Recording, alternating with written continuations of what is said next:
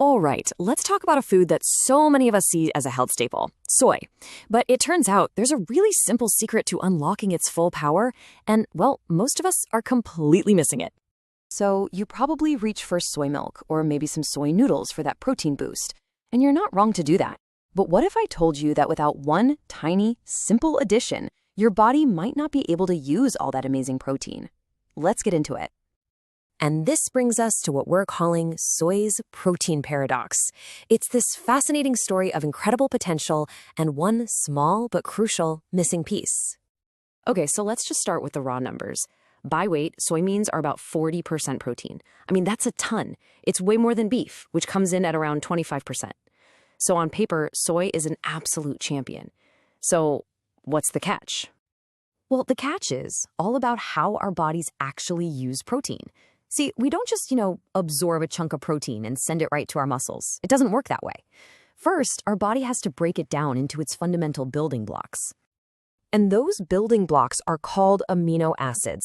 The best way to think of them is like Lego bricks. You eat a big, complex Lego creation, that's the protein, and your body's job is to take it all apart into individual bricks. Those are the amino acids. Then it uses those same bricks to build whatever it needs, whether that's new muscle, healthy skin, you name it. Now, our bodies use about 20 different kinds of these amino acid bricks, but 8 of them are special. They're called essential amino acids. And the reason they're essential is because our bodies can't make them from scratch. We have to get them from the food we eat. This is the whole key right here. And this brings us to what we can call the all or nothing rule.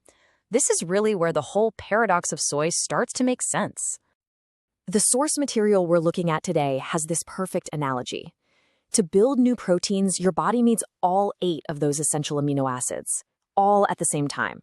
If even one of them is in short supply, the whole protein building factory just grinds to a halt.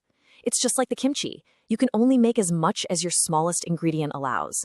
Your body can't build any more protein than its scarcest amino acid allows.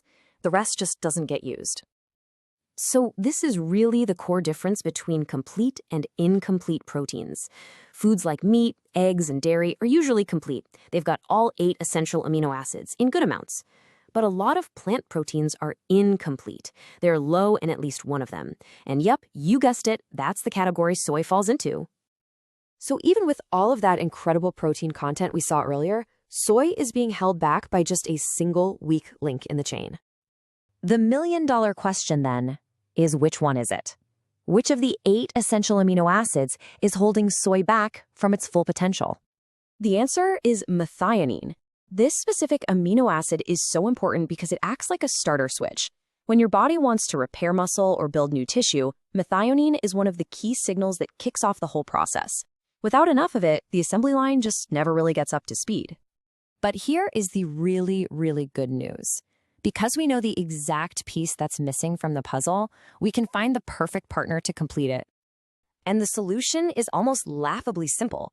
It's just 1 spoonful of sesame seeds. You add it to your soy milk, you add it to your soy noodles, and that's it. And here's why this little trick works so brilliantly. Sesame seeds are absolutely packed with the exact amino acid that soy is missing, methionine. They're the perfect complement. When you combine them, you instantly turn soy's incomplete protein into a complete, high-quality protein that your body can actually use to its full potential. But wait, it actually gets even better. Sesame seeds also have this compound called pinoresinol. And this is especially great if you're eating something like soy noodles, because pinoresinol helps slow down how quickly your body breaks down carbohydrates. What does that mean for you? A slower, more stable rise in your blood sugar. It is a total win-win. Okay, now this part is crucial. You absolutely have to pay attention to this.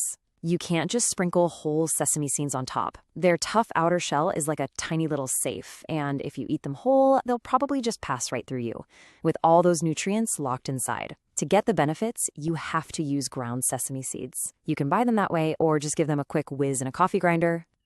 All right, one last bonus tip here. Some people, and maybe this is you, find that high-protein foods like soy can be a little tough to digest, especially as we get older. Well, there's a really simple reason for this and an even easier fix. A lot of the time, the problem is just a decrease in stomach acid. We need really strong stomach acid to activate the main enzyme that breaks down protein. So if your acid levels are a bit low, that whole process can feel kind of sluggish. And here's the hack: a simple pinch of salt.